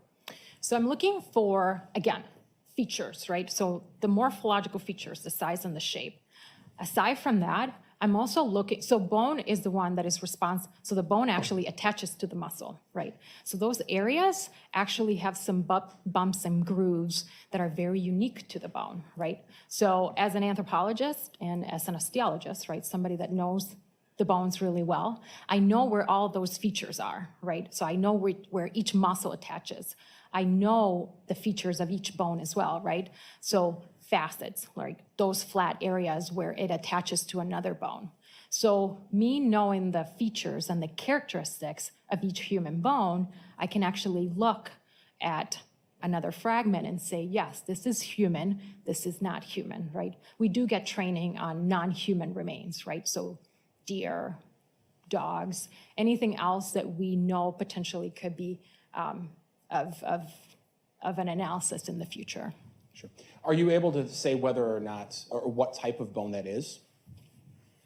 Whether it's an animal bone or whether it is a human bone? No, I can't. All you can say it's bone. I can say that it's bone. I cannot say that it's human. Okay. Let's talk about the fireplace itself. Now, this is the physical fireplace. You observed this, correct? Yes, I did. All right. Showing what's already been admitted is 239. Is that the fireplace, in fact, that you observed? Yes. Showing further what's been identified and admitted into evidence is 324. There's a spot on the top of the fireplace, kind of there in the center, that was of interest to people. Yes, that is the reason why I was called in the first place. And just to go back, we're talking about the spot on the very center of that photograph? Yeah, that white spot, yes. Okay. Were you able to take that little piece off at some point? So when I arrived to the residence, that piece was actually already removed by one of the investigators. And did you take a look at it? I did. Okay. Are we looking at it there? Yeah, it's just a nicer picture of it. And here it's labeled skeletal inventory, but could you tell us what we're looking at there in some of these nicer photos that are maybe a bit better lit than the photos on scene? Sure. So this is actually that little piece of bone that you guys saw in that other picture. So when I was asked to look at the photo and look at the remains, the main question was, is this bone? And if so, is this human? So the first thing that I can tell you is that it is bone, right? Remember that categorization of spongy bone and compact bone. So you can actually see it in this image. You can kind of see that sponge in between, and you can kind of see that compact bone in the top also and on the back. The second thing that I can tell you is that this is potentially consistent with cranial bone or bone from the skull. The reason for that is because, so the skull is very unique, and the skull is composed of 3 layers of bone.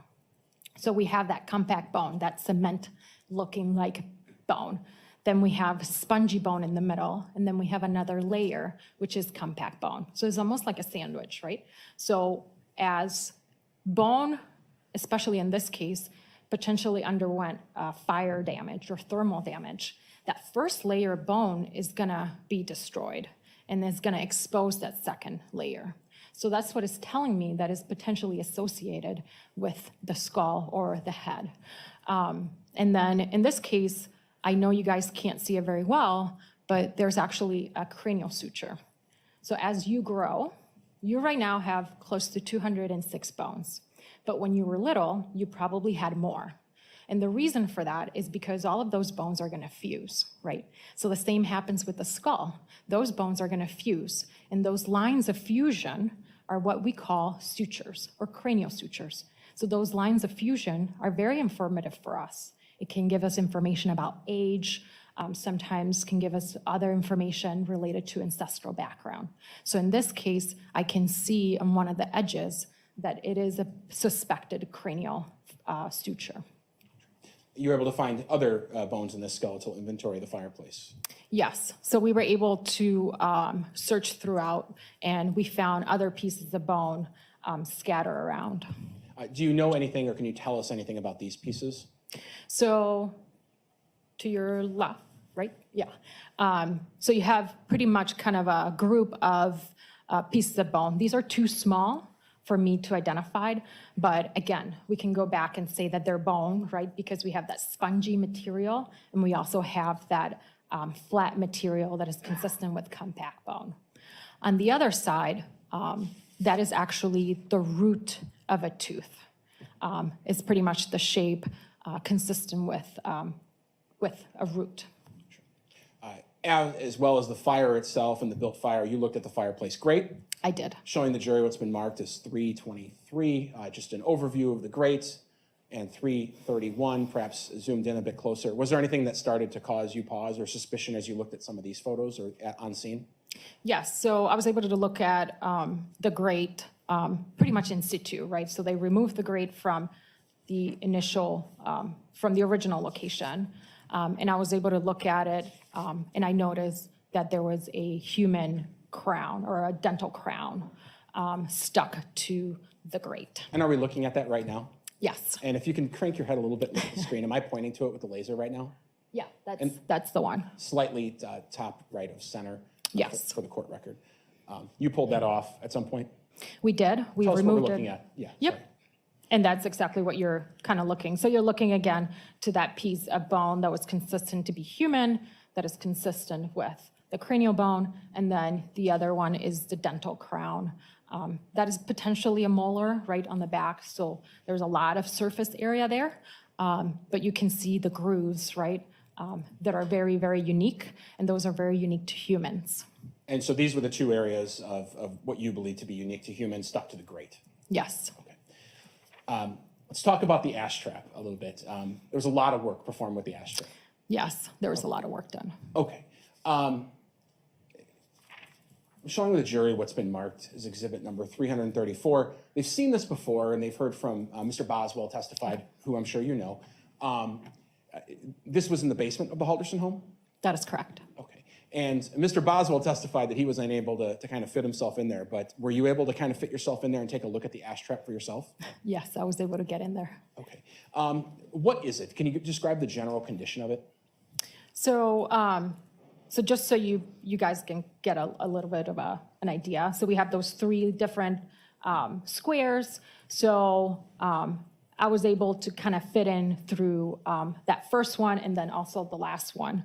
The reason for that is because I really wanted to see if there was bone in there, right? So that's pretty much the pit. So whatever was on the top can potentially be on the bottom as well.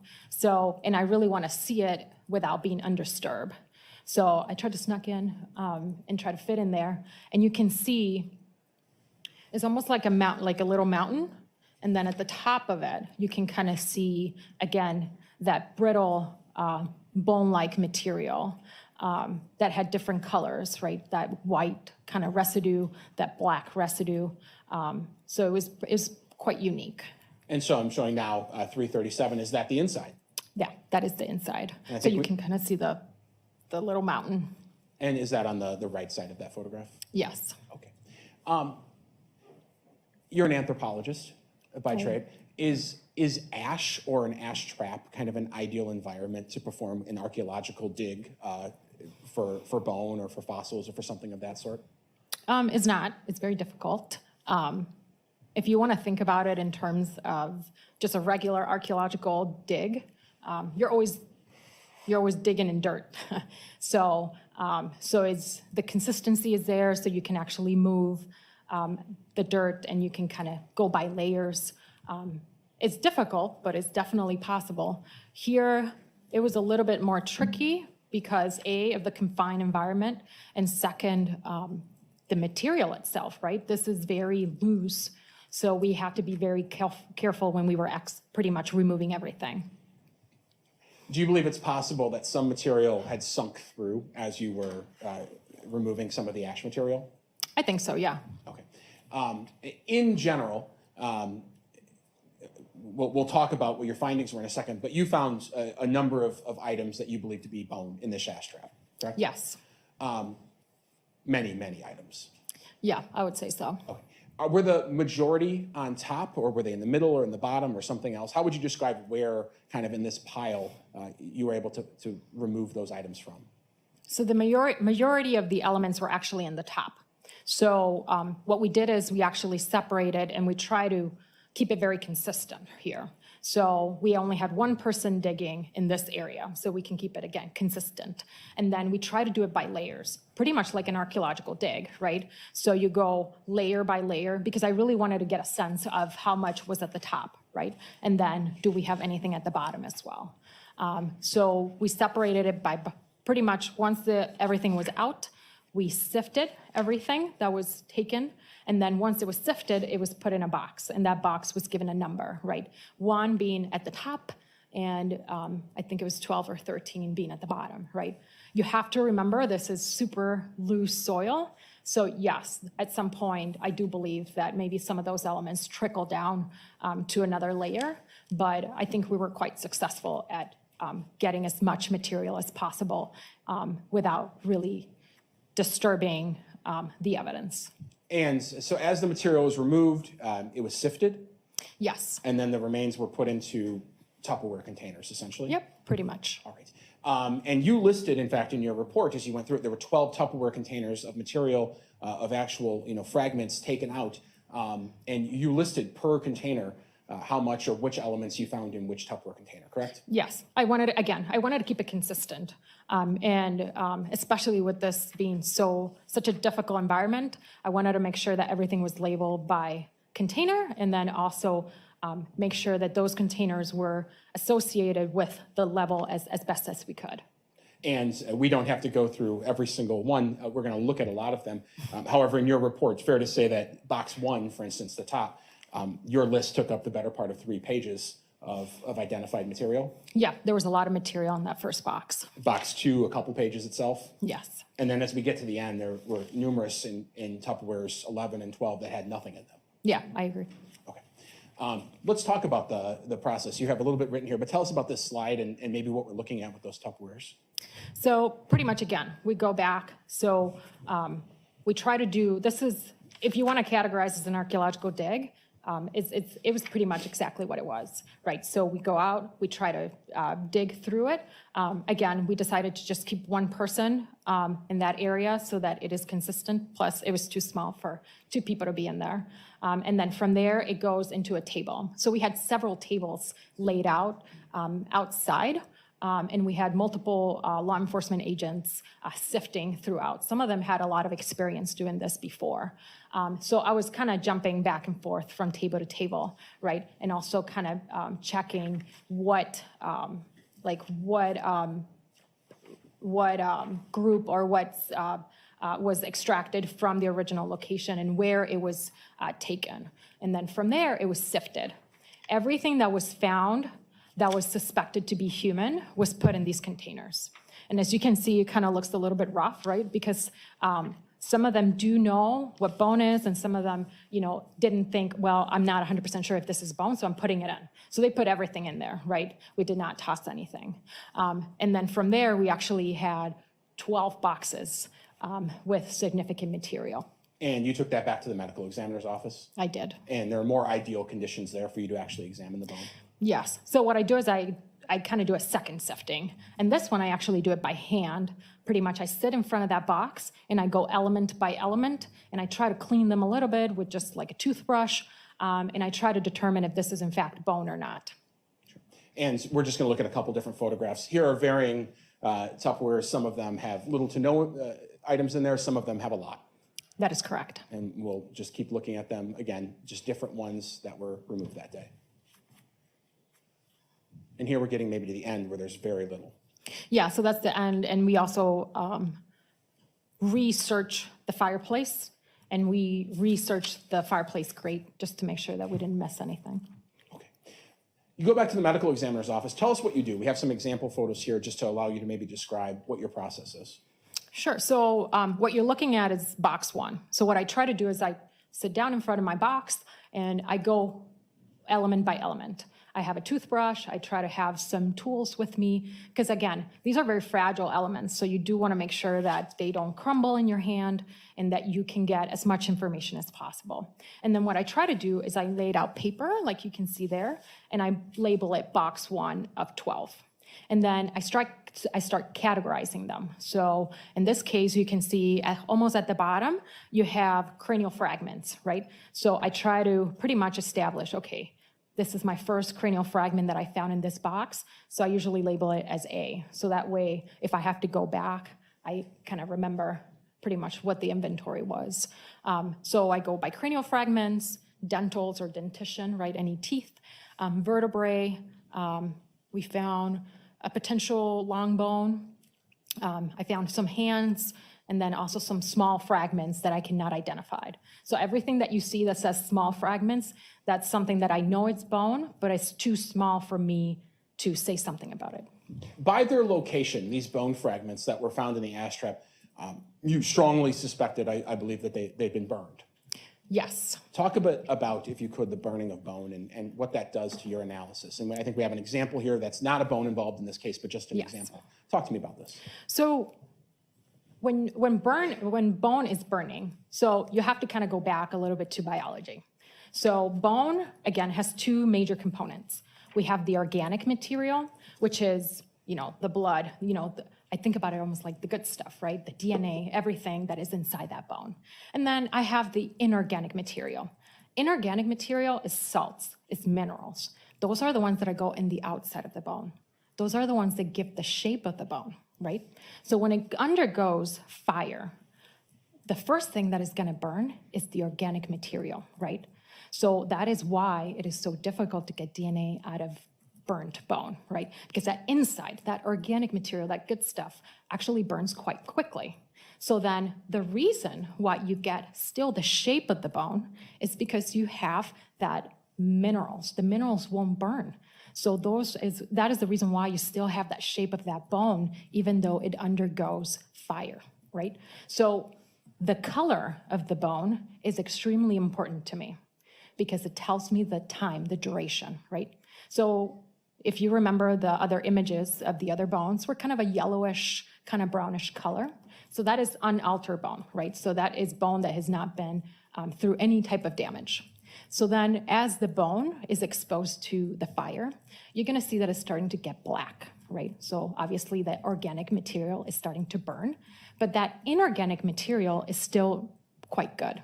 And as you can see, it's moving from brown, which we call charred bone, all the way to calcined bone. Calcined bone is white, so that white kind of grayish color. So that tells me A, that all the organic material is gone, and B is telling me that the bone is quite fragmented. However, it has been in the fire for a very long time, right? So the color is giving me a lot of information about the duration of the fire. Talk to me about the color of the bones you were able to find at the Halderson home. So here we have mostly white bone. The dentals is a little bit of a black color, but the reason for that is because the dentals were actually embedded in, at some point, they were embedded in the mandible, right? So usually the mandible is the first one that burns, right? So as that burns, the teeth are protected. And then once they're exposed, they're usually exposed to the fire, and you usually get that kind of black to grayish color, right? So I'm expecting that on the teeth. However, on the bone, you can kind of see that is all white, right? So we have the cranial fragments at the bottom, and those are quite white. And then you have the vertebrae, which is just on top of the dentition, and those are they're also quite white. And you can kind of see, we do see that proximal distal end of a long bone that is kind of transitioning, right? You see that it's a little bit black, and it kind of transitions into a white bone. So that also tells me that it was exposed to the fire for a long time. We're going to look at the inventory, skeletal inventory, much like we did with Bart and Krista, their remains. We're not going to look at every photograph, correct? Yeah, there were too many. But we have some examples here, and let's just go left to right. So let's start with the left, which is the assortment of many, and then we'll just go left to right. What is that left image? So these are pretty much just cranial bones. They were too small for me to kind of pinpoint, okay, where they're located. Is it the front, the back? But I can tell you that some of them, most of them were human, and they were cranial bones, but they were too small for me to try to pinpoint exactly where they're located. What about that center image?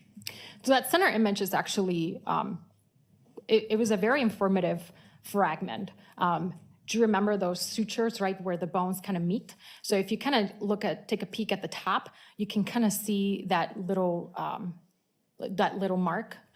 That is actually a cranial suture, and is a well-defined cranial suture. And this bone, if you flip it, you can kind of see again that layer, right? Remember that sandwich-like, where you have that compact bone, and then you have that spongy bone in the middle, and then so you can actually see the layers of that bone. Are those cranial sutures informative in any way as an anthropologist as to who this person was in terms of their gender or age or anything like that?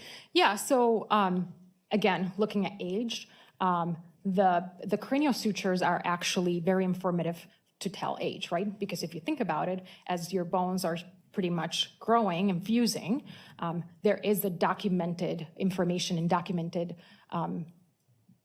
data about how the sutures should look like when you are a kid, a young adult, and then an adult. In this case, they're completely sutured, so that tells me that this was an adult. Okay. And what about the image on the right? So again, this is cranial bone. The good thing about this one is that I was able to pinpoint that is in this area over here. So kind of by your ear. So that area over there is very unique because there's a lot of sutures, right? There's a lot of bones that kind of meet in this area. And that tells me that it was pretty much, I can't tell you if it's left or right, but I can definitely tell you that it was in this area. Okay. Move to the next slide. You found a number of teeth in that ash trap, correct? I did. All right, so we're gonna look at some photographs. Just what are we looking at there? So pretty much you're looking at, so all the ones in the blue background, they are considered to be canines or central incisors or lateral incisors. Some of them might be premolars, kind of after your canines, but you can see well-defined roots in here. And then on the black one, you can actually see is a little bit bigger, right? A little bit wider, which could potentially indicate that is a molar, right? So the ones on the back. Now, sometimes when we hear on the news that someone like you is involved in a case, we'll hear that they're looking at dental records to identify human remains. What do people mean by that when they say they're looking at dental records? And what role does dental records have in identifying teeth in human remains? Yeah, so in this case, when we're trying to identify someone with dentals, what we do is we go back to their medical records, right? So their dental records, and we get x-rays, we get pretty much their dental chart. When you go to the dentist and you get an x-ray, all of your teeth are in what we call in situ. So they are still embedded in your jaw, right? That is one of the unique features that the odontologist and myself use for identification, right? Because the shape of that root is actually linked or associated with the mandible, right? So the mandible is the kind of the one that works with the tooth to create that shape, right? So that's what we tend to use. One of the many characteristics that we use. When you have teeth that are just loose, that you don't have a mandible, it gets very tough. It gets very difficult to identify them because, first of all, you need to figure it out what tooth this is, right? So in this case, I'm missing a lot of the crowns. So I'm having a hard time saying, well, it looks like a central incisor, but it also looks like a lateral incisor. So that's where the challenges of identification come, right? Because we're missing the crown and we're also missing the mandible where those go. So the phrase identify someone by dental records means the position of their teeth, not so much the actual teeth. Yeah, that's one of the characteristics that we use. Got it. Next slide, we have some additional teeth. Yeah, so as you can see, these have a little bit of a different color. So that's why I put a black background so that you guys can see it a little bit better. You can see we have all the way to your left and all the way to your right. Those are potentially canines or premolars, but then the ones in the center are a little bit bigger, right? So those are the ones that go all the way in the back, the molars, right? When you're chewing, most of the food goes to the back, and those are the ones that are responsible for that. So we were able to find an array of different types of teeth. And just because this is the last slide dealing with teeth, I'll ask the overall question. You were not able to identify whose teeth these were because of the condition they were in and how they were removed, essentially. That is correct. Okay. And did you consult with other experts in the field? We did. Okay. What are we looking at there? So this is a vertebrae. Specifically, it is so the one on your left, that is a cervical vertebrae. I don't know if you remember those images at the beginning, right? So we have those little pieces of bone that kind of come out, and then you have that center bone. So we're actually looking at one half of it. So you can see kind of the center bone in the middle, and then that little piece of bone, that flat piece of bone, that is supposed to attach to another vertebrae, right? And that is the cervical vertebrae. The reason for that is I'm looking for several features. Again, the cervical vertebrae, they're very small, and they have several features that are telling me that this is cervical. None other vertebrae has those features. And this one has the features of a cervical vertebrae. The same with the other image. Again, you can see this is probably a first or a second. The reason for that is because of the curvature of that little piece of bone. Usually the ones at the top that hold your skull are very curved because they want to hold that weight. So that feature was very informative. And because it's a first or a second, you don't have either Bart or Krista's first or second vertebrae in any of the remains you examined, correct? That's correct. With Bart, you only had the fourth and below, and with Krista, you had none. That's correct. Okay. And what are we looking at here in the ash trap images? So this is just a summary of what I found for what I can categorize as hands. So that little, to your left, that long piece of bone, that is actually part of your hand here. So it's one of these. The reason why I know it's a hand and not a foot is because it's very round, right? So the ones in your hand, those little pieces of bone, they're very round. The ones in your feet are actually quite wide. Again, you want to think about holding all that weight, right? So that one over there is just here, one of these. And then the two other ones are from your fingers. So actually, those are what we call distal phalanges. So these are the ones over here, pretty much at the top. Those are your fingertips? Yes. What is this image? So this is what I classified as long bones, because I was not 100% sure if it was left or right. So to your left, if you look at it kind of from an angle, that is actually the knee. So I don't know if you remember the femur, right, in those little kind of grooves where the knee goes. So this is actually one of the grooves of a femur. And then on the other side, that is actually from a tibia. So the tibia, I don't know if you remember from those images, is actually very sharp. It has a very sharp edge, and that is very unique of the tibia. There's no other bone that has that type of sharpness. So we can definitely say that that is a tibia. I just can't tell you if it's a left or a right. Sure. That concludes, and we have more slides, obviously, but that's the sample images you included. But just an overall question of the many bone fragments you found. Is it challenging, or are there additional complexities to determining what type of trauma that bone went through than if you just, for instance, with Krista, found remains outside, laying outside in a state park? What's more complex about bones that have been burned? Yeah, so you want to think about, right, what we talked about, the organic and the inorganic, right? So organic material is completely gone. So these are extremely fragile just because I have that inorganic material there, right? So those are the ones that give it a shape, but as soon as you hold those, sometimes they can crumble. So that's why we needed to be very careful. Obviously, the fire is masking some of those potential traumatic elements that I cannot see. Okay, and so let's talk about some of the trauma maybe that you tried to observe or did observe. Let's talk about this vertebrae, for instance. Yeah, so I know it might be a little bit difficult for you guys to see that as a vertebrae, but that is actually from the vertebrae itself, is those little pieces of bone that come out, right? So this is one of them. And then with my experience, right, and the way I know how that is supposed to look, that is, as you can see, there was a transecting horizontally cut, right? Because that is supposed to be pretty much round, right? So those are the two transverse processes that are going on the side of the vertebrae, right? So we have the vertebrae in the middle and those two on the side.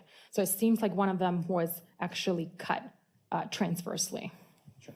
Other than that, are there any conclusions you can draw from that? No, there was too much damage. I can tell you that there is a cut there. I cannot tell you anything else because of the thermal damage. I use the arrows for you guys to kind of see what I'm talking about in terms of that straight cut. Sure. Let's talk about this vertebrae on the next slide. So again, this is a fragmented transverse process. So again, we're looking at the sides of the vertebrae itself. And I know what it's supposed to look like, right? So it's kind of round and has very round edges. And on this one, you can kind of see, so those two images are from different planes so that you can actually appreciate the cut itself, right? So those arrows that you can see are indicating the cut. And then on the other image, you can kind of see the border of it. That is almost, it is indicative of a cut mark. Let's talk about the hands. Talk to me about this slide. So this one was a very unique fragment of the lunate. So in your wrist, you have multiple bones here that consist of your wrist. One of them is called lunate because it resembles the moon. So I kind of put it up in that corner over there for you guys to kind of understand how it's supposed to look like. So in this case, lunate is supposed to be round, right? It's supposed to have all of these shapes, and you can kind of see that there is a cut on it, right? That is not supposed to look like that, right? So it is, and it's very clean, right? Even though undergoing thermal damage, you can still see it. So yeah, you can see kind of the arrows over there where you can kind of see where that cut was made. Sure. But there were hand bones you were able to identify maybe more about the cut, right? In terms of the next image. Oh, yes. Talk to me about this one. So this is actually a fragmented distal end of the radius. So you have your hand, right? You have these, you have your wrist where you have several, little pieces of bone, and then you have your radius and you have your ulna. So we're looking at almost like this little bump over here, right? So that's what consists made of your radius and your ulna. So what we're looking at is a little piece of bone that is supposed to be connecting with your wrist, right? And in this case, you can actually see, because this is a bigger bone, obviously it preserved a little bit better. And you can kind of see the cuts. Again, it's supposed to be a long bone. It's supposed to have a lot of shape. It is not supposed to be flat. And you can kind of see on those arrows over there where that actual cut was made. And you say it's consistent of a chop mark. Yes. So in this case, the bone was big enough for me to put it under the microscope. And you can kind of see it actually without the microscope. So in this one, it was very unique because it had unpatterned striations. So if you go back to Krista and Bart, right, we saw a lot of striations that were uneven, right? They were all over the place. And at times, it seems like it was very inconsistent. Those characteristics are consistent with a saw, right? But when we're looking at another type of tool, potentially a knife or something that it has a blade, we are looking for unpatterned striations. So we're thinking about the topography of the tool itself, right? So in this case, it was pretty much clean to the point that it actually created striations, but there's no pattern to the striations, right? They're all the same, right? So so in our field, that is consistent to be with a chop mark. And if I go to the next slide, what are we looking at there? Yeah, so here you can kind of see it a little bit better. So to your left, that is just an image, a photograph from, taken with our camera. And you can kind of see on those arrows where those striations are. And if you can see, it's very different from the other ones that I show you. This one, we don't have a pattern. They're all pretty much the same, right? So that is usually related or correlated with like a blade. And in this case, you can kind of see it also at the top as well. And then the image to your right, that is actually a microscopic image. And you can kind of see a little bit more of the unpatterned striations throughout the entire bone. And we're talking about the wrist, correct? Yeah, pretty much at this area over here. And when you say chop marks, could that be consistent with a machete? It could. And could it be consistent with an axe? Yes. You reached some conclusions here. I did. Talk to me about those. So pretty much, as we all know by now, there was extreme fragmentation. And this is due to the fire, right? The thermal injuries. And they're mostly represented by that calcine bone, that white bone that I show you guys. And then we also have that charred black bone. There is compelling evidence of dismemberment here, even though we were not able to really pinpoint, again, like we did for Bart and Krista, how, what type of characteristics we can see because there was so much damage. We can definitely say, with the suspected distal end of the radius, that there was unpatterned striations, right, consistent with chop marks. 3 other fragments exhibited, that transecting, cut marks, but because of the damage, I was not able to really give you more information about it. And I know you've been talking for a while, but this is my, I guess, last slide we're going to go through. You put some of your conclusions about what you found in this slide. Tell me about this and those numbers that you came to include on the slide. Sure. So I just wanted to kind of give you an overall sense of what we found, right? So we found a total of 106 fragments of bone that were able to be identified. From those 106, 53 of them were considered to be on the cranium. When I'm saying cranium, I'm talking about skull and also mandible. And then we were able to identify 18 of them as hands, part of the hands, 24 of them as dental fragments, and 8 of them as vertebrae, and 3 of them as long bones. In addition to that, I had 124 fragments that I know they're bone, but I was unable to identify them. So we had a grand total of 230 bones, fragmented bones that were found, again, inside the fireplace, on the grate, and also on the ash disposal area.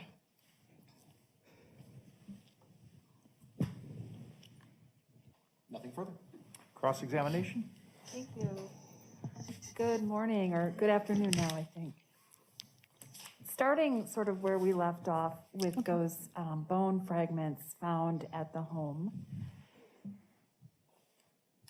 I think I heard you say that you could identify whether they were human or not.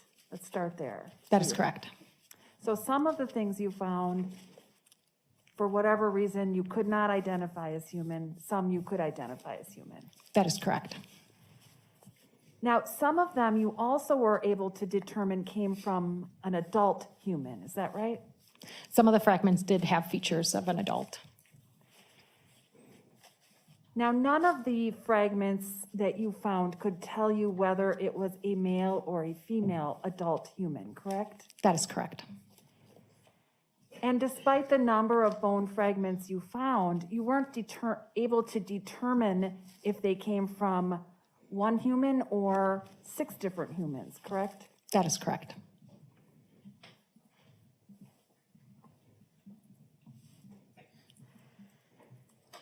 Now, turning back to your analysis from the beginning of your testimony, you were given a couple of tools to compare with the evidence that you found. Is that right? That is correct.